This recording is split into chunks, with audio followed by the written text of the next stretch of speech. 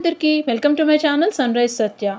Welcome to my travel vlogs. ఈరోజు temple topic Hampi Virupaksha temple. Hampi Karnataka రాష్ట్రంలో ఉందండి.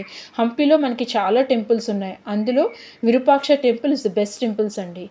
గోపురం ఒక ఛాయ సాధారణంగా గోపురం ముందుకు పడుతుంది, కానీ హంపి దేవాలయం ఒక ఆర్కిటెక్ట్ ఒక పిన్ హోల్ కెమెరాని రూపొందించారు. దీని ద్వారా ఛాయ గోడపై ఉండడం కనిపిస్తుంది.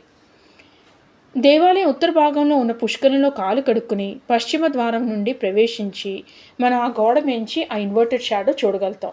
దేవాలయం ఒక ఆకారం కూడా ట్రయాంగిల్ షేప్లో ఉంటుందండి. హంపిలో బోల్డ్ అంత రామాయణం కిష్కింధ కథలు దాగి ఉన్నాయి.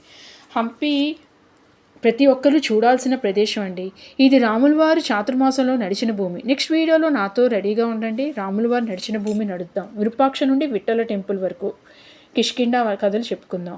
నా వీడియోస్ మీకు నచ్చినట్టయితే ప్లీజ్ లైక్ అండ్ సబ్స్క్రైబ్ అండి.